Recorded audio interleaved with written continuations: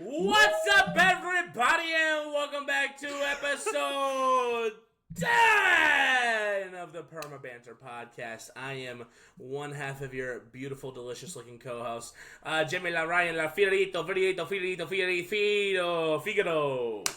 And on my left... the other half of the delicious... my name is Matthew Sefik, and I'm happy to be here, Jeremy. What a good day. What a good night. Here. I'm excited to talk about so many different things we have to talk about. I'm so pumped. Yes. So many good things, man. I'm excited. I'm happy to be here. Give me a high and low if you're happy to be here. Give me a high and low, bro. I'm a high-low, bro, but here we go. My high is that I just had a wonderful day, wonderful night with my beautiful, wonderful wife. We had a little date night. Made some salmon, made some pesto. By the way, pesto, you can make pesto. People say that you need pine nuts. We made it out of pistachio and cashew, and it was absolutely delicious. You don't need pine nuts. You can use any sort of nut. Probably not peanuts because they have a distinct flavor, but use some pistachio, use some cashew. Made a delicious meal. We made some delicious cocktails out of tequila and honey syrup, which is just water and syrup, and then lemon juice. Called the Gold Rush, but usually it's with bourbon, but we use tequila. It was absolutely delicious, absolutely wonderful. So that was the high of my week so far. Also, I uploaded video tonight, and it's blowing up, so I'm excited for that. Yes. My low was, this week wasn't perfect. There were some ups and downs. There were some frustrations, but overall, I'm really happy, Jeremy. I'm feeling really good. How are you, brother? Hey, this is the Two Turn podcast. He's on the drink, chat. He's on the drink! Honestly, man, I'm feeling really great. Dude, it has been a super solid week. I feel Such a handsome boy. Hey, chat, we're going to kiss at the end of this episode. We're going to kiss. We're 2 minutes in on the dot. We're already kissing. Audio listeners, I'm in his mouth. No, it has been a super fun week. Super, super dope. Enjoying work. Work has been super good. We've been killing it. It's honestly, it's your crazy. assistant manager to start? Yes, and she's freaking killer, bro. She's so good. She's amazing. She has her first week in shop this week. An absolute delight. She's super killer, so I'm super excited to see what she does. Good. We got a bunch of just new stuff coming out of work, so it's honestly going to be a lot of training for like new things. Not that I can't leak it on the podcast, and I won't. But it's gonna be super dope. So I'm super stoked to see what comes with these next couple weeks. And honestly, no low. It's been a week full of highs, and just excited to see what comes next. So let's go, brother. All right, great. Well, let's jump right into the news then. All right. So number one news item on the docket: Battlefield Open Beta happened this weekend. Jeremy, did you get to try it out at all? Nope. I couldn't get in. I did. Couldn't get in. I hopped in. Well, it was open Saturday and Sunday. But you're probably working, busy boy. And my computer wouldn't let me in. Oh, what? Yeah, it was stuck at like 800,000 people for 30 minutes, and I just got over it. Xbox. Okay, so I got in multiple times. So I got in a little bit Saturday and then more Saturday night. Got in a little bit Sunday as well. Did you get on a PlayStation? I have a PlayStation. Did you try it? No. All right, I'll dive into it. So my thoughts right off the bat, it's great. It's really fun. It's not as good as the Battlefield 1 beta was when I originally played that. That game was special, something about it. The maps are a little bit too samey for me. There's like 2 maps that we were playing that I was like, this is the same map. It's just like very, very close like corridors in the city. The beta is back this weekend, so try to get it on PlayStation. No, I'm going to this weekend for sure. We could even team up if you want to. I think it opens tomorrow. Well, it opens for if you have the early access. Probably Thursday, not tomorrow. Maybe it's tomorrow. I don't know. Either way, we should run some. I'll be running some with the boys on Friday, Saturday, Sunday. So I am down. So feel free, reach out, text me if you're like playing it. Because I might be on. All that to say, the game is fantastic still. Like the way it sounds, the way it feels, the destruction elements. Dude, I saw a clip of somebody blowing up a helicopter. The top of the rotating thing came off. And it fell into a building, and it curved, like it destroyed the building exactly where it fell. It was one of the coolest things I've ever seen. Like, it was just brilliant, incredible, attention to detail. Yeah. And the destruction elements make that game really special. The gunplay feels really sharp. The time to kill it's just a burp. I had some salmon, I'm sorry. The time to kill in the game is truly, like, great. Like, I think that maybe it could give a little bit more time to kill because you die within like seconds. Yeah. But dude, I had a game where I was at the top of the leaderboards and all I was doing is running around as a medic, just like with like the clear, like just running around, just like reviving everybody. That's crazy, dude. It was so much fun. Like, and I was on top of the leaderboards because I revived like I think 32 people over the course of a match. Like, it was so fun to keep those people alive, and they knew they could rely on me. And I wasn't even shooting that much. I got like 12 kills, and like the top of the leaderboards was like 35. But it's fun to be able to play a first-person shooter game where you can not be great at shooting people, but participate and help the team and be at the top of the leaderboards just by reviving somebody. Yeah, that's why Battlefield's special. That's why I think Call of Duty is not in trouble, but is like I'm happy that the hype around Battlefield is here. Even though EA doesn't necessarily deserve it. But they deserve. This game is good. Like, so far, this game is great. The marketing is great. Yeah. It seems like there's no BS like in the game, no battle pass kind of dumb stuff. And I think it's going to sell really, really well. So you're coming back to Madden after this? Hell oh, dude, I think people are like, this Madden's pretty good. It's pretty fire. And I'm like, you're an idiot. No, the people who are thinking that Madden is good, it's like, this is the perfect analogy. Are you ready for this? Chime in, all right? Okay. The people who think that Madden is a good game right now, genuinely, this is what's happened. I've been feeding you dog crap for years, right? You've been chewing on dog crap. You're like, this sucks, this sucks. And I'm like, guess what, guys? This year, I'm going to put some frozen peas on your dog crap. And everybody's like, yes! It's so good! There's frozen peas in here. I love frozen peas! The literal reality of the fact that Madden is like, they're putting things in the game that like should have been, like the snowy map. It's like, oh my god, the snowy map is like freaking sick. Why wasn't snow in the game before? There's been snow in like the 90s? Yes, there's wasn't snow around like a million years ago? Like, so my point is that like it genuinely is that way. Your expectations are so low because of how garbage Madden has been that when you're given a small ounce of goodness, it feels like a waterfall of goodness. But the reality is that you're missing out on so many delicious treats. You want frozen peas on your dog crap, or do you want a filet mignon? A beef bourguignon. Drop it down below. Do you want a beef bourguignon for the filet mignon, or do you want dog crap with frozen peas on it? What can I say? That's what the new Madden is. Hey, but I do have to say, first weekend server count was over 521,000 people. You talking about Battlefield? Oh yeah, baby girl. Yeah, it's that game. That game surpassed Call of Duty at its height. Wow. On a beta. So, and it's free, but like that game is going to be big. It comes out in 2 months. I'm really excited. The open beta this weekend is going to be even bigger because more friends. This is what happened. Everybody went to work and they were like, bro, do you play games? And they were like, you got to download the beta. And they're like, well, how much does it cost? It's free. It's free this weekend. If you watch somebody on Twitch for 2 hours, you'll get it for free. But on Friday, download it. We'll hop into it Saturday. That's what's happening across the United States. Wow. I guarantee this upcoming weekend it's going to be like 600,000 max. Like next week we'll talk about it. But that game is going to sell really well. Yeah. And it's not going to beat Call of Duty. Call of Duty is still always going to be its own thing. It's annualized at this point. But Battlefield is going to be back, and that's really exciting. And I think that that's good because us rewarding EA for doing the right thing will only encourage them to do more. And I bet you it will put them in a place of like, we're going to make Battlefront 3. Oh, it would hit the ceiling. That's going to happen. Oh my god. That's going to happen. The same team that's making this game will say, well, we're going to make Battlefront 3. And if they announce that, everybody in the comments, everybody would be like, yeah! Like, we would all be ecstatic that game would make $1 billion. It would. And it would be, like, genuinely, we would all be so pumped. So good on EA for actually making this game actually good and not be, like, a lame process. EA, make Battlefront 3 and I'll rip my desk in half. I'll eat it. I'll eat his desk when he cuts it out. All right. Next up, we have Weapons. 1 week in. Wow. This movie we will be reviewing later in the podcast. Non-spoiler spoiler reviews. Yep. But starting off, it is sitting at a 94% on Rotten Tomatoes after a solid week. It was currently at 100 when it first came out. That is insane for a horror movie.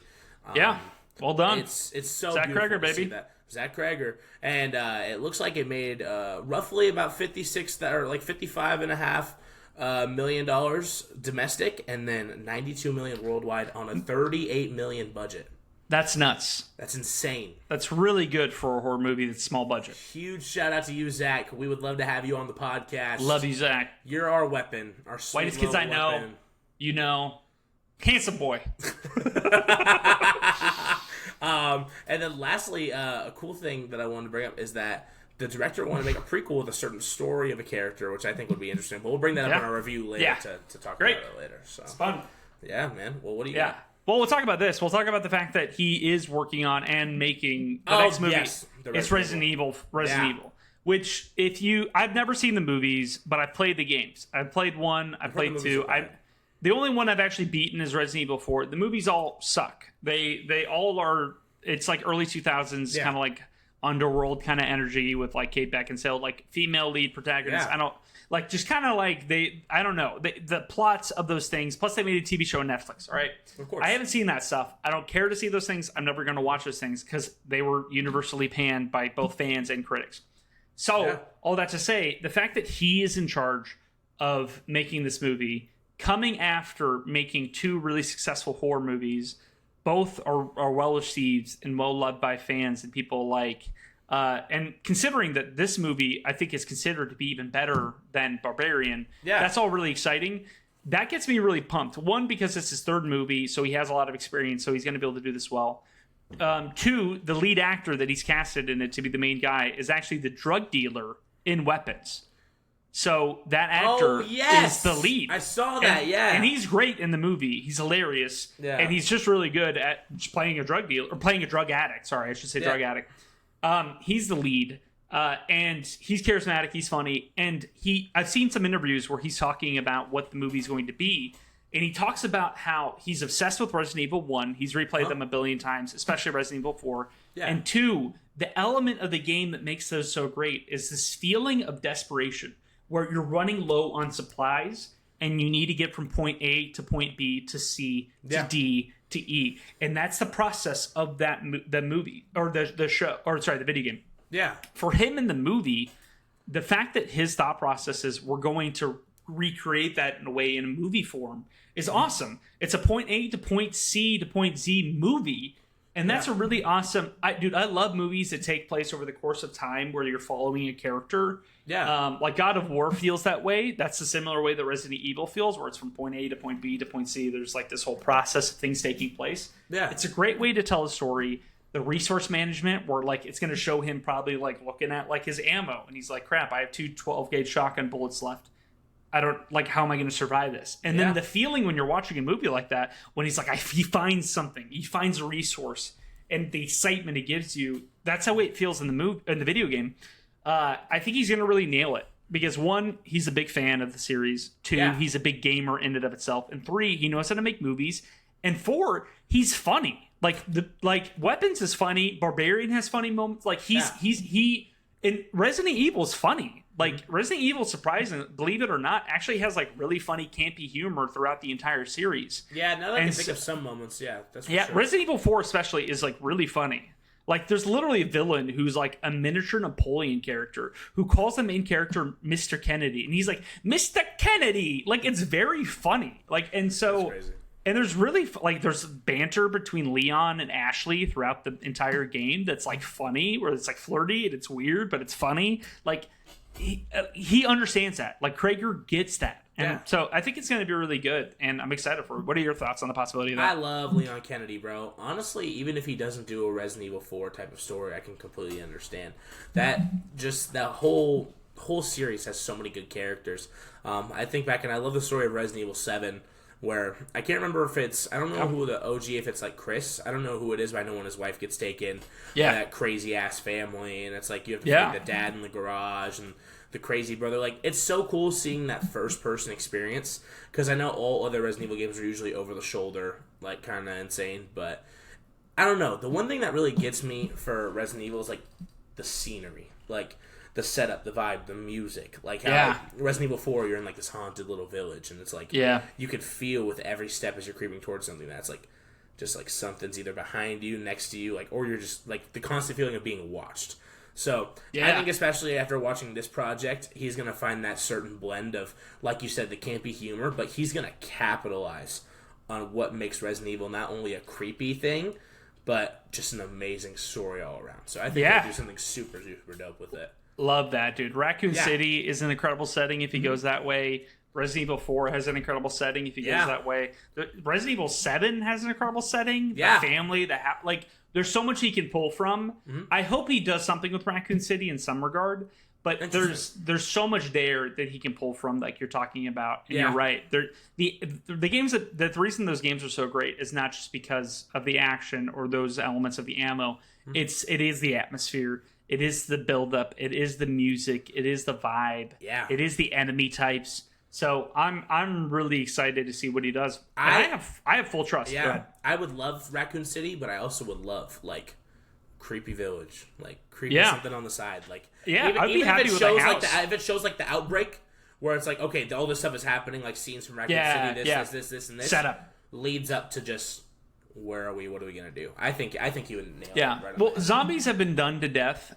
Oh, yeah. You know what's funny? When he talks about the movie, when I saw him in the interview, he was mentioning Evil Dead. Have you ever seen Evil Dead 1 or 2? I never have seen Evil Dead, no. Okay, so it's directed by Sam Raimi. So the horror loves. So the horror elements of like Resident Evil 2, you know that one moment where Spider-Man 2, where like the octopus arms are killing everybody, like that whole sequence. Yeah. Mm-hmm. Yeah.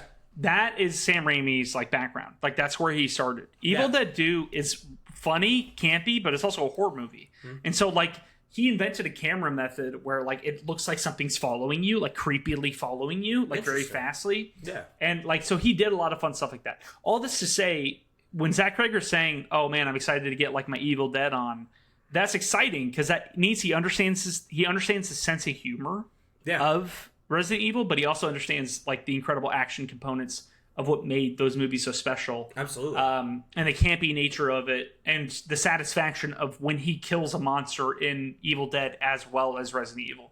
So you're right, man. There's a lot there, and I'm really excited to see what he ends up doing. Yeah, man. Well, hopefully we'll get an announcement for the project maybe in next year, early 2028 or early 2027 release. Hopefully sooner. Yes. But yeah, man, we actually have some beautiful news. You have finally watched Thunderbolts. I did it. Like a rating out of 10. What did you give Thunderbolts? I gave Thunderbolts either an 8.5 or a 9. Yeah. It was probably a 9 or a 9.5. It was high. I'm in that same zone. I'm in 8.5-9 range. I'm really impressed with it. I'm really impressed it's from DC. Or I'm sorry, the MCU. Marvel. Yes. Marvel. Because the movie is about depression. Yes. Like the movie is literally about overcoming depression and negative thoughts. Dude, I was like, spoiler alert for Thunderbolts, by the way. Yes, sorry. Yeah. We're gonna dive right into it. Yeah, it's been out long enough. Yeah, 100%. It's that movie is it really like shocked me, and in a way that was like, dude, I cried at the end. I cried at the end too. I cried when they're all hugging him, and his face is like genuine, like I'm sorry, like genuinely like hurting, like dude, I'm gonna cry right now. It is such a powerful moment. It's one of the most powerful MCU moments in any of the movies ever. It's up there. It's not the same as Iron Man Endgame, but it's up there for a standalone Marvel movie. Yeah. It is a deeply emotional, profound, effective movie.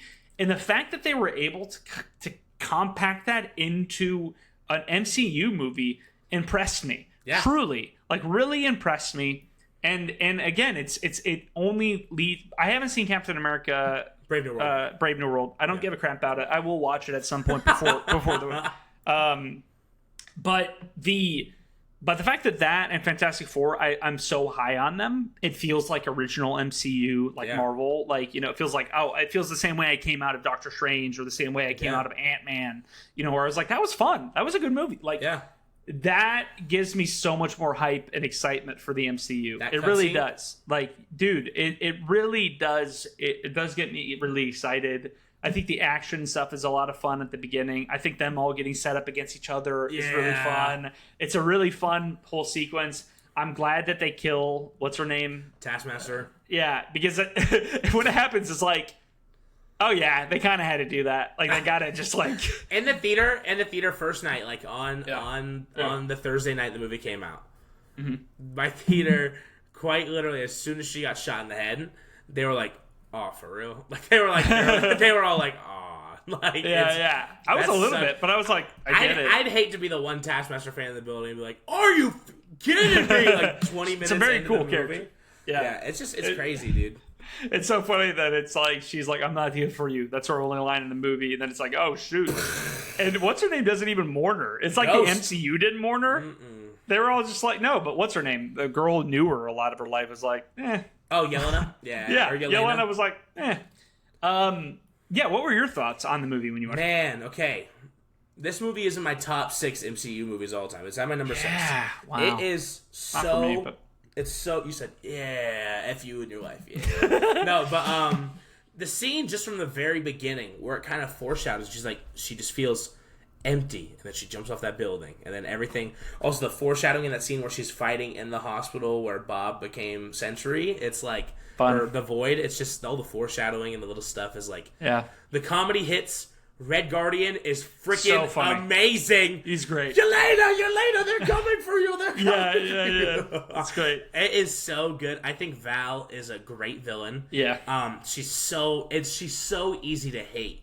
Yeah. And like the fact that she sets up that twist at the end where they become the new Avengers. Yeah. Is so ridiculous. I'm not gonna lie. We own you. We own you now. Oh, we own you now. Like I didn't see a single spoiler before I walked into that theater, and that twist at the end.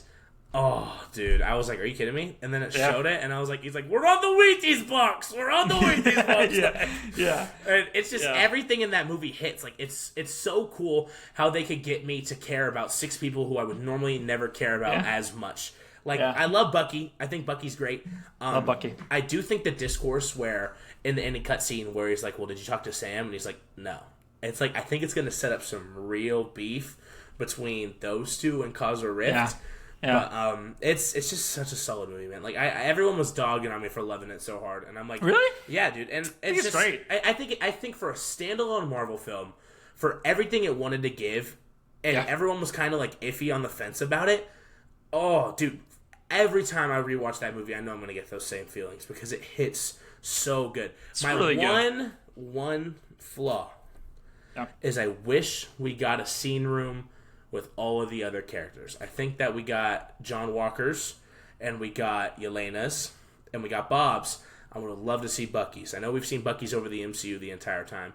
It would have been cool I think that's probably why they didn't. It would have been cool to see Red Guardian would have been interesting. Red Guardian would have been an interesting one. It's like, I get it, we've hit their backstory somewhat, but like I think to even build on that intensity where it's like, even if it's a quick shot of like their home life where they're stuck, it's like, how are they all breaking through, you know? Yeah, but that's great. It doesn't dock anything for me. It's still a super amazing movie.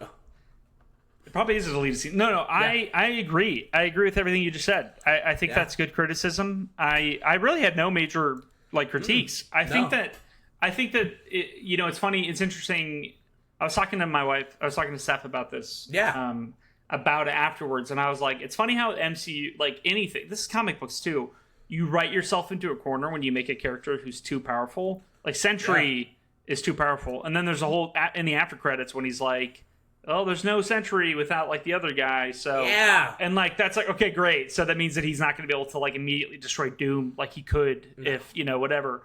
But then they, similar to Captain Marvel, they could write her in to come in at the last moment and help with whatever. If that like happens. They do. They kind of have to. I don't know if Sentry will be involved in that, but it says Bob and the Avengers. They're going to find a way to capitalize on... He'll probably have to do something at some point, but all that to say, though, man, I think that this... the main reason is not because it's a good movie. It's the MCU, and I guess I would say give credit to Kevin Feige. It's his commitment to give the freedom to make a movie that's in the DCU that is about depression. Yeah. That's a nuts thing to do in a big budget action Marvel movie. Yeah. And I think that is what I'm most impressed by from Marvel. The Fantastic Four is really good. The reason I liked it so much is, and I'm really high on it, is because I think it's a really well executed, told story. Like, it's just really sharp. Everything is thought through. There's no dumb logical fallacies. Everything makes sense in the end. Everything fits. All the characters are like, you like the characters. You get their intentions. You get where they're coming from. Yes, absolutely. And so So for me, the Thunderbolts, the thing that impresses me most isn't that it's the most well-told story. Yeah. It's because it is tackling a subject and a character and going into and diving into something that is truly profound and impactful and makes you cry. And it doesn't have a strong weird statement or political statement. It literally is about facing your depression and the importance of community. The biggest villain is yourself, Yeah, and the importance of community and people being around. Like, dude, what a power! He's punching. It's like, it's not about beating depression. It's like, about, Bob, stop. It's about being with people and community and processing and overcoming. Yeah, it's really powerful, wonderful message, and it gets me excited because movies in general, I think are more and more positive. Like Superman was really positive. Fantastic Four has a really positive message about family and the importance of children and like how much they love their child. The importance of, like, those are really great value lessons. It's what made Captain America so great and made the original Avengers like powerful and wonderful characters, was their emphasis on family. Their emphasis on freedom, their emphasis, like, that's what made Civil War so good. Because the main conflict is Captain America, who believes in the individual rights of people and choosing the right thing. And Iron Man believes in government control and the combating perspectives of those things. Yeah. One is hoping for safety and protection for people and putting a suit of armor around the earth.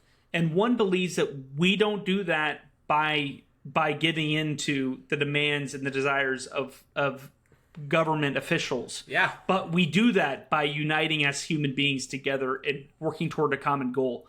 Beautiful. And that's what made those movies so good. That's what made the espionage, these elements, that's what made Black Panther's dad's death so powerful in that movie. That's what made these elements so great. And in these upcoming movies, I'm more excited now because Fantastic Four's emphasis was family and the importance of Franklin and protecting and uniting. And Thunderbolt's main message was the importance of overcoming. That's amazing. Good stuff.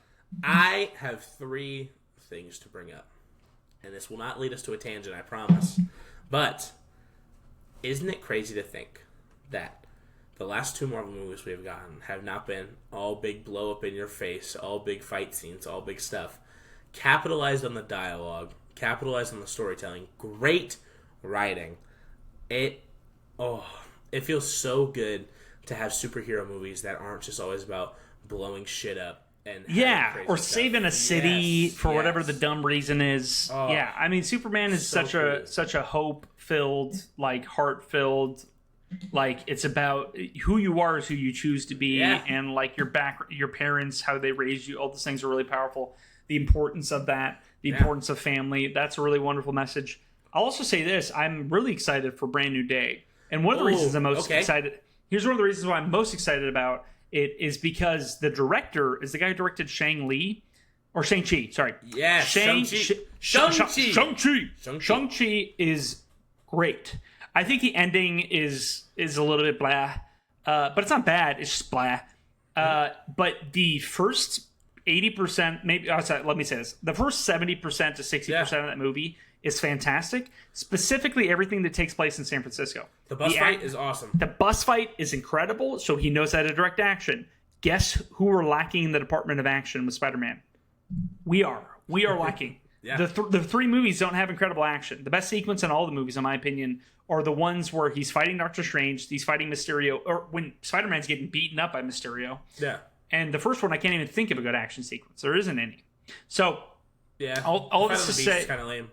Yeah, it's so I'm really excited for that because the action in this movie is going to be awesome, especially with Hulk and Punisher. Whatever's happening is going to be sick. Scorpion's in it, like I know that for sure. Like, dude, imagine a sick fight sequence between Spider-Man and Scorpion in a full mech armor suit where he's trying to kill, dude. Yeah, imagine and that. They even said like it's been rumored that this is going to be like a Winter Soldier type-esque of story for Spider-Man.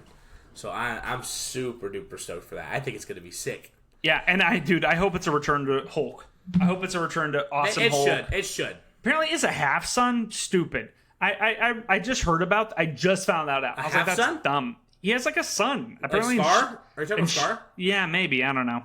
His name's She-Hulk or whatever. Right? Scar. Yeah. Stupid. Anyway, Hulk can't bang it out. No, he can't. That's dumb. Okay, Why introduce that crap? Mark Ruffalo's not a dad. Stupid, dumb. I hate it. Throw it in my butt. What? But all this to say, I think that movie is going to be awesome. One, because it has to be. It's a Spider-Man movie. They have to make it good. But two, because the director, I trust him in. As long as they don't go into weird, like, Narnia land like they did in Shang-Chi, which they won't. The dragon fight was cool, though. No one can tell me the dragon fight was cool. I'm not saying the ending was bad, but once you step into that new universe with, what's his name? The guy who was originally going to be the Mandarin, I'm out. Like, I wasn't out, but I was like, this is kind of lame. What was his name? Ping Pong. No, I don't know. Oh, what was his name? All this to say, we can move forward. It doesn't matter. We don't need those because it's stupid.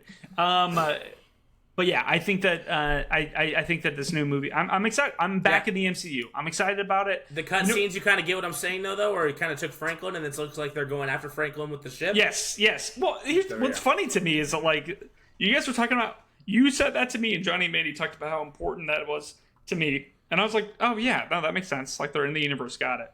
Like, I wonder if Strange is in there or if he's doing a different thing. But either way, it's going to be interesting and cool to see the implications. Yeah. But I had no doubt that somehow the Fantastic Four was going to end up in the correct Earth, whatever it is. Absolutely. Last thing. The guy who directed Thunderbolts is slated to direct the X-Men. That's really exciting. Yeah. That's really exciting. That dude, you're getting me even more pumped for the MCU. Yeah, man. Jake Schreier, and they're going for a younger cast. There's not going to be a lot of A-listers that they're looking for in this film when they release the casting looking for notes. It says they're looking for younger, more like niche actors where it's like not crazy A-listers to fill up the entire role. So I'm super excited for that. Good job, Marvel, man. Get us back on track. Less TV shows. Shri or whatever her name is. Riri Williams. Get off of Riri Williams, bro. You hate Riri Williams. Shri. So stupid. All right, let's dive into our next topic. Yes. AI and gaming. All right, this is a specific topic. There's both positives and negatives to AI in general. We all know that. Listen, if I could look up a recipe for some delicious pesto in 2 seconds on ChatGPT, that's an exciting, awesome thing that we can do. Oh, wow. On the other side of things, in regards to video games, the impact that AI has. Now, I want to talk about the positives. Jeremy has some negatives. We'll dive right into it, Jeremy. Why don't you start off with the negative? We'll end with the positive. Negatives. It's clear. AI versus real artists. My AI girlfriend broke up with me. Huge negative. No, AI versus real artists. Support real artists. Support small artists. Just because an AI can make you look like a Studio Ghibli character, it's like, don't forget about what the real artists are doing for us. Yeah. Don't forget about the cool stuff. What made our what's it called? Our gamer picture. Our little AI, 100%. AI made that. Yeah, AI made that. Yeah, I don't even care. The real artists on that one. No. Whoa. Damn. But damn, if you have a real artist, if a real artist is watching this, they can hook us up, bro. Type B. We just don't got money like that. You know what I'm saying? But shout out you. I know you could do it. $12. Okay. But it's just like, I love the AI aspects of, like, with the Darth Vader thing that I was telling you about with the clips and stuff. Fortnite. Like that. Fortnite is cool. I think they're going to do great things, but to stick with the negatives, support real art, support real artists, keep them going, because without them, we wouldn't have the real studios we have. I think AI in movies is fucking stupid. Apologies for the language. Keep it to the directors. Keep it to everything like that. I don't want to see no AI bullcrap taking over everything, because at the end of the day, it takes away the real work from the real people who are really invested in it, not your Mark Zuckerberg lizard people. Go ahead. Thanks for your whole statement there. I appreciate it. I got you. No, I think that I'm okay with AI unless it's taking jobs away, right? Like, exactly. I think that's the main issue across the board. It depends on what it is, what it looks like, and so on. But in regards to the, like, what it could do for video games, where my excitement lies is NPCs. Yes. Specifically, not just how they interact with you when you talk to them, but also how they interact with you in the combat fight. I mean, if you channel the military stuff from the internet to an AI model in a video game, and you get to turn that mode on in a game like in Call of Duty, the way that they're going to flank, the decisions that they will make, when to throw a grenade, when to not throw a grenade. If there's a squad of if you're playing Call of Duty and then the person who's making the game can say, okay, I'm going to have 10 enemy units that your character needs to kill. Yeah. I'm going to make 3 of them snipers. I'm going to make 3 of them infantry. I'm going to make 3 of them medics. And I'm going to make 1 bomber, whatever. Okay. Like, the fact that they can say, okay, for the bomber, let's take some AI prompts and be like, you're a bomber. This is what you do. These should be your goals. This is your tactics. If you can do that in a video game and you can implement that in a way that works after a lot of testing, the impact that can have on video games as on the whole in regards to how NPCs interact with you is incredible. Yeah. So that's one aspect of it. The other aspect of it is what they say to you. So imagine you start up the new Elder Scrolls game, right? You create a character, you create a class, you know what your guy looks like, you know what he sounds like, and they're like, listen, there's a new function in this game where you can actually talk for your character, and every person you come in contact with and talk to, they will have their own identity, their personality created by AI, and they have their own goals and objectives. So I come up to a random person and say, I can use my mic, because everybody has a mic now these days, and say, hey, I'm looking for this dragon. Where is he? And the guy will respond to you exactly based off whatever the AI function is, based off the guy's personality. They use a voice actor. They record all of it. The guy gets paid, but then they implement everything that the person would say. Yeah. Like, that's an aspect of it. Imagine sports games where I throw a touchdown to a specific player that I created, and his name is Mr. Krabopolis. If the AI is able to take over commentating and say, oh, Matthew Sheffick throws a deep pass to Mr. Krabopolis, touchdown! The AI is in control of the commentation of everything that's happening. It's not pre-recorded stuff. Yeah. The impact that this can have on future video games is really exciting. And it doesn't have to take jobs away from people. Yeah. I know that there's a fear of that, and I understand that there would be aspects of that. And in some regard, factories across the United States, in an ice cream factory, there's a computer and or a machine that is in charge of putting the top of an ice cream thing on top of an ice cream thing. Yeah. So there's some jobs that will end up being replaced. It's just a reality of what new inventions and creations make. Yeah. But that should offer more opportunity for more creative uses of this type of stuff. Do you have more thoughts on what that possibly could end up looking like?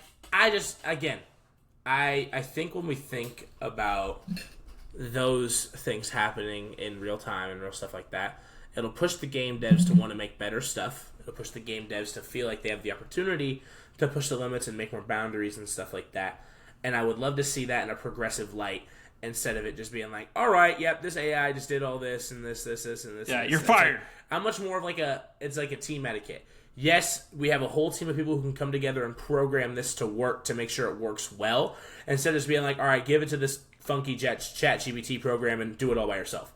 Like, totally. We need to trust in the people who know what they're doing and utilize the future tech of stuff that we have, but it has to be a blend. Because if it's not a blend, then it's not going to sell me. No, that's valid, and I think that that's a great point. That's really valid. Right. I think that, to me, the really positive things that can come from this, the fun of it is what gets me really excited. Dude, GTA with this, unlimited yes, potential. GTA would be incredible. Sports games would be different. Dude, just even interactions with one combat encounter could be awesome. If you ever... Yeah. Dude, you're such a loser as you're fighting him, and he's like, "What the hell did I do to you?" Like, what? You shoot him in the face? That's hilarious. Dude, all the clips, genuinely, if you could be like, okay, this NPC is gonna have this type of personality, and they have a really low temper, really bad temper. Yeah. And so you're driving by in GTA, and you're like, "Hey, dude, you're a loser," and the guy's like, "What?" Freaks out, dude. That's so fun. Yeah. And dude, that's what gets me excited. And honestly, within 5 years, I could see that being implemented. Absolutely. Within 10 years, I think it will be in almost every video game. I really hope every positive. Yeah, I hope that's the utilization of those things. Mm-hmm. And I hope that voice actors are so obviously paid; they're just giving their voice to these AI modeled characters. I feel like voice actors are already so slept on. When they had the big strike against all the AI stuff earlier, and that's what caused Black Ops 6 to kind of go run down, because they had to release a couple zombies maps with literally no dialogue. And I was like, it's so stupid, but it's stupid because they deserve to be paid for their work. Totally. Don't do some crappy AI voice crap to get out of paying your people, because things need to be done fairly no matter what, regardless. I agree. Yeah. And these companies make too much money to not pay their people. I said what I said. Get on the pod if you disagree with me. EA. EA. Good job on Battlefield, though. Yeah, hey, good job. Ubisoft. Good job on nothing. All right, let's dive into it. Let's dive into the main event. Weapons. This is our non-spoiler review for the hit movie Weapons. We will be giving our scores out of 10 on 3. 1, 2, 3, 9. W. Let's go.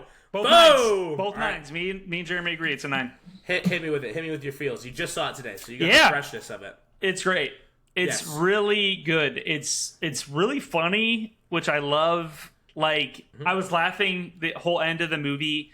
It is really, God, like, the aspects of this movie that really work best. Everybody was casted really, really well. The way that the story is told is really interesting. The fact that it's jumping from perspective to perspective to perspective to perspective is really great. You did spoil a little bit too much with me with what you told me. I know, I felt bad. Yeah, it's okay. I'm glad I still saw it, and it didn't really ruin my experience. You did too much, though, so warning. You told me to tell you it was demonic or not, so I had to explain to you that it wasn't. Say that. Just say it's not. You don't have to explain why. You could have said just it's not, and I would have been good. Either way, though, it's great. It's really, really well done. I like the intro being a girl talking about a girl being the one who's like giving the it's like a little girl who's the basically creepy child voice. Where it's not necessarily creepy, but it has that good vibe of like, this is a true story. 2 months ago, it's just like a very good storytelling device. It sucks you in, it gets you excited, and it's a mystery throughout. And when they unfold and you understand what's happening and what actually, like, what the twist is, not really even much of a twist, but just what's actually happening and why things are happening. It's done well. It's done in a humorous way. But you can tell that Zach really did a good job of thinking things out. There's only a couple of small criticisms I have for this movie. Yeah. And it's in regards to that. There's some things that aren't as well thought out, but I'm okay with letting those things slide for the sake of the movie existing. Yeah. So I really enjoyed it. I think it's funny. I think it's well acted. I think it's scary, but it's not too scary. It's not really. It's more of a suspense thriller than it is necessarily a full-on horror movie. There are some jump scares in it, but even those aren't as bad as I've seen in other movies. They're more. They can be like rewatching it. I will almost laugh at the jump scares more so than I will, feel scared by them. So those are some of my initial thoughts. What about you, Jeremy?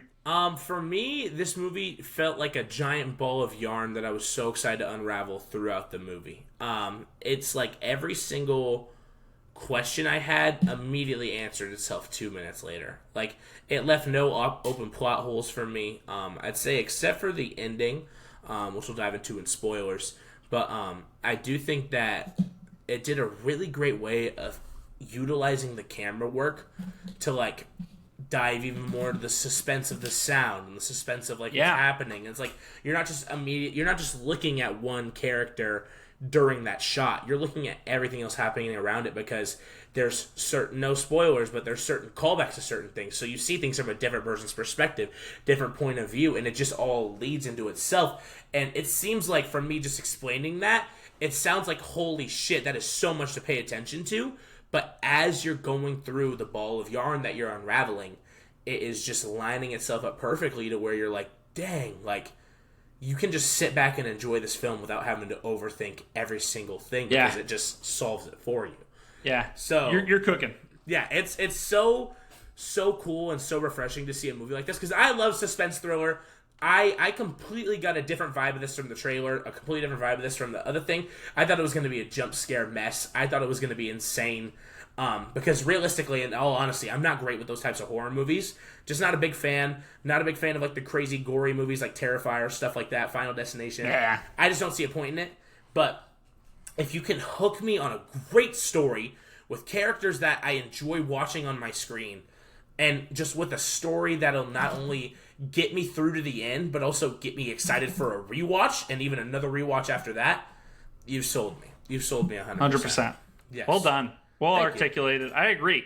Yeah. I agree with everything you just said. Dude, the camera work in this movie is fantastic. So good. They're so good. There's a few sequences in the movie where the camera's following somebody, and it's just following the person, and in the background something's happening. And and it's like you're watching it unfold, and you're on the tip of your seat of like, what's gonna happen? What's gonna happen? What's gonna happen? And it just keeps like, it will shift. Dude, it's really great. Like it's this is like another reason why I'm really excited for Resident Evil is because he's getting better at directing. Like he's getting better at like framing. I heard him talking, Zach Cregger, the director and writer of this movie. I heard him talking about the importance of preparation and how he's like basically he's thought up every single shot before the movie even starts. Like he's done set work. He's seen where they're going to film it. He's storyboarded every element of it. And that's why when you're filming, you're prepared and you're able to know exactly what's working and happening. And dude, you can see it in this movie. Every frame, every shot, there's a lot of backting where the camera's behind the main character or a character, and it's them doing something. But it's really good framing, and for a horror movie, that's so necessary because if you're going to have one thing on the right side of your screen and something else happening on the left side of the screen, and then the camera shifts and then it reveals something, it impacts it makes it you feel it so much more. I'm not saying this happens in this movie, but these types of things are important in horror movies. When you introduce a character and you're identifying as that character, and then the camera pans and something horrifying is there, that you feel immediately connected to that character, and you're terrified the same way that character should feel. Or if the character doesn't see something, but you see something, it makes you be like, oh, turn around, you know. So fun. It makes horror movies. It genuinely. I'm not a big horror movie guy. I like movies like Jaws. I like movies like Jurassic Park. I like suspense thrillers. 10 Cloverfield Lane is one of my favorite movies that has really good suspense thriller movies. This is a really great horror movie, and it's a great horror movie not because of simply the subject matter is scary, but because of the way that it's filmed, written, and done. And I'm huge on comedy. I'm huge on funny things being funny. And in a lot of things and scary like the concept of things are funny. Like it's funny if a zombie is running into a wall. You know what I'm saying? Like that's funny. That's objectively always going to be funny, even though it's a zombie. And so I appreciate that Zach understands that as a director and a writer. And I'm excited to we should jump into spoilers here soon. I have one more thing before spoilers. One more thing. I love what you were saying about the camera work because I was just about to back it. Usually when it comes to shots like that, you could tell it's like, well, it's a reshoot. Or, well, it's like a back camera position because it looks like a little lazy. There was no lazy writing in this. There was no lazy filming. Everything was clearly well thought out and done for a reason. And you can tell because the details are so spot on. It just doesn't skip a beat. Like, it doesn't skip a beat at all. And I would love to dive into spoilers. Ready to dive into spoilers? Yeah, let's do it. Okay, hey, spoiler warning officially for the movie Weapons. Go watch it. Come back and check out the rest of this review. We hope you enjoy it. Get some popcorn. Get a little sip, bev, and we will see you to finish this episode. 3, 2, 1. Matthew Sevick, take me away. What do you got? Dude, the ending is awesome. It's one of the best endings to a movie. Like, it's a perfect, just nails home what makes it so great. I don't know about you, but I was laughing my head off. When the kids were attacking. Dude, as soon as he snaps it, and she's like, oh no. It's like, oh, like you're like, oh, and then as she's like, oh no, and she's running, like, dude, and the kids are bashing through windows and doors. It's like really funny. Like it's supremely satisfying. It reminds me of the end of. It literally reminds me of the end of Once Upon a Time in Hollywood. Yes. Have you seen Once Upon a Time? I haven't seen it in a minute, but I've seen it. Okay, before. It's really violent. Like, dude, as soon as Brad Pitt throws the can of dog food at that girl's face, it's like, whoa! Like, it gets insanely violent. This movie has the same kind of vibes. The whole ending, where from step one, when she steps over the salt for that moment, and they both get charged. And so the dad is fighting. Josh Brolin is fighting against the drug addict, and throwing him. And the girl. Oh yeah, dude, exactly. That's so funny when he's like just keeps. Dude, I was telling Seth about that. How funny that is. Like that's what I mean by it. It's funny. Like that is gonna be funny. Like always. Like it should be funny. Yeah. And things in scary moments can still be funny. And I love the fact that Zach owns that. because him throwing him over like the thing is hilarious. Like that's Toss him over a couch into a and wall. the fact that he keeps on getting up and going makes sense for his character, but it's also funny, and that is great writing. But the witch running away and just be her running and the kids just bashing through doors and windows is awesome and hilarious. It's supremely satisfying to see her get ripped apart, even though it's disgusting. And it was like you're kind of like, I was just like, ugh. Yeah, but you should feel that way. You should feel like, oh, nice, though, good job. It's funny. It's like I love it when a movie makes you like laugh from pure like, whoa, like, and I love it. It's such a fun movie experience. It's so fun. And I was kind of lucky. So I was sitting next to like an older couple and their son who's older as well. Yeah. And the mom was such a mom. She was like, don't do that. Like you would hear her say things in it. But it was really fun to sit next to them because they were laughing. They were responding the same way. And I can't imagine with a full theater how much fun that movie is because everybody's got to be like, whoa. Or like I was like laughing out loud at certain moments. Like, just like, dude, like, there's so many moments in the movie where it's like something's happening and you're like, or when you first meet the aunt who's a witch, we'll just call her a witch. When you first meet her, so ugly. It's like, what is this? She looks like the Joker from The Dark Knight, like with orange hair. It's terrifying. I'm like, what are you? For 20% of the movie, I was like, is it a clown? Is this a clown? Because the nightmares are like clownish. When like, she did the jump scare, she waves. Yeah. When she did the jump scare with in the bed with Josh Brolin's kid, and he just sits up and he's like, ugh. He's like, what the fuck? It's great. It's really good. It was so good. And I think it's funny. It just ties in with like each character in this movie played such a pivotal role. And my favorite thing is I'm a sucker for a story that's told from different point of views. Yes. I love how it hit everything. Seeing freaking Benedict Wong run across the entire city after bashing his husband's head in. Oh, it's so horrible. It's so disturbing. Oh, my Lord. Like, I actually, hearing his head just bash in every single time. Just brutal. And it's like... It's very disturbing. And she's just standing there. Like, she's like washing her hands. She gets her thing around her hand. Yeah. I'm like, oh my gosh. I'm like, this lady is a sicko. Like, it's demented. Like, she's a witch. And it's... I don't know. Just thinking about the ending...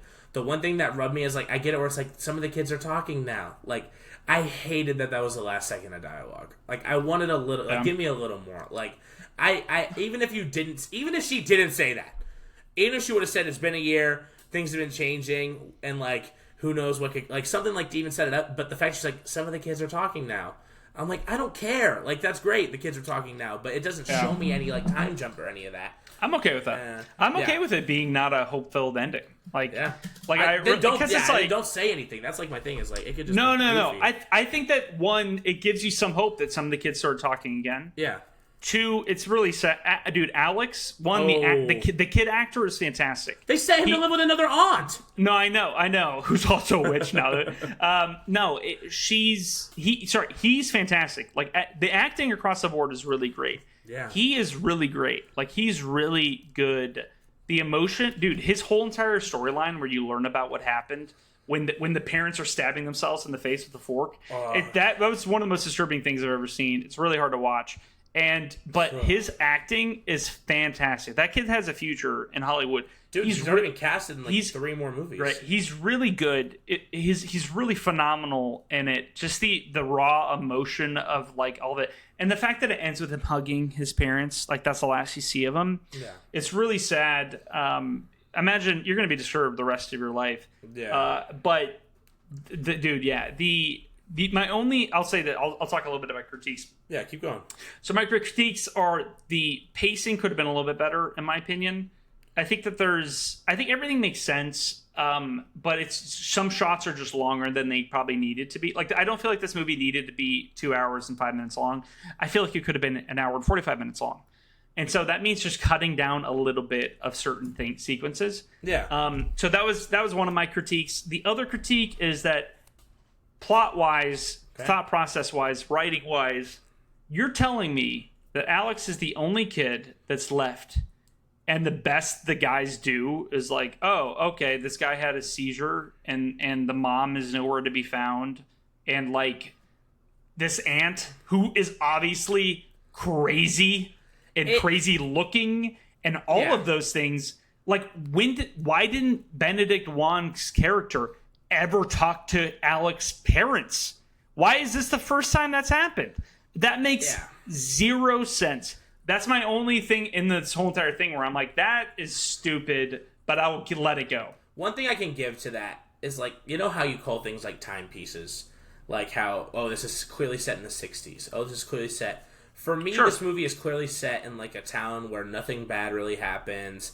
It's a calm, little, quaint little place. And it's, like, clearly some stuff is corrupt. Clearly there's some issues. There's drug addicts in the streets and stuff like that. But nothing like this has really happened. So as soon as something happens to this such of a major scale, the parents erupt, the police have no idea what to do. They're probably just as afraid as the townspeople are. And when it moves forward, it's like, yeah, you're an idiot for not realizing this lady that looks like Heath Ledger is running around with a bunch of sticks in her bag. But I think the fact that Alex is so discreet about it, because you can see the worry in the kid's face, like he's feeding stone people's soup. Yeah. I think that I'll say this too. At the beginning, the girl who is narrating, she says that this is a true story. Yeah. This happened 2 months ago, and you're never going to hear about it in a paper or in the news because the leaders and the cops are too embarrassed. Yeah. So they do try to cover their bases in some regard. And I respect Zach for thinking of that because he knows. Yeah. He knows that this is a little bit far-fetched, that the parents wouldn't be involved in some capacity and the cops and or the guidance counselors wouldn't have gotten involved and talked to his parents some after this all happened. But it's the only issue with the movie. But I think Zach knows that, and he's like, this is still a good movie. And so Agreed. He's like, okay. 100%. Yeah. I really wish it would have been funny if Silver Surfer, when she was talking up on the podium, if she would have been like, I herald your beginning. I thought about that. Because it's the first time you're hearing her talk, and she has a different voice, obviously. And it's like, I was literally thinking, I'm like, what if she said that? That's so funny. It's crazy. And I'm really excited to see this Resident Evil film after all this, because me too. It's like thinking about like when Josh Brolin's in that dream scene and he sees that fat ass M16 above with the 217. Yeah. What was that? Like, it's a calling for, like, you know how he brings up how people are being weaponized? It's like that time, the theory, the 217 flashing on the gun. It's because he's slowly but surely forming that theory in his head because he's in a dream sequence. Yeah. They're being weaponized. Yeah. And no one, like, you see it on the Ring doorbell camera. It's people going straight into, they're not thinking about their surroundings, they're not thinking about the steps, they're not thinking about anything, they're just darting. Yeah, like that. Literally like that. And that's how you dart to me. Yeah. But it's like, it's so interesting to, like, think. I would love to rewatch this movie and just dive deeper into the thought processes of, like, from beginning to end. Yeah. Like, I think this movie is super solid. Zach Kreger, you did great. Get on the podcast. Please, we love you. 9 out of 10, baby. You got anything else on this movie? 9 out of 10. What else are you feeling? No, I think it's great. I think it's awesome. Go see it if you haven't. Please go see Weapons. Go support this movie. It has made a ton of money. I don't think they should make a prequel with Aunt Gladys. I think they should just stick with we did talk about that. I agree that a prequel with Gladys wouldn't be great. I think if he does a horror movie down the road at some point, which I wouldn't be surprised if he does, it could be interesting if there's a shared universe like Glass or whatever. Like that could be fun, but which, you know what's fun? Witches are not a topic talked about a ton in like horror movies. Yeah.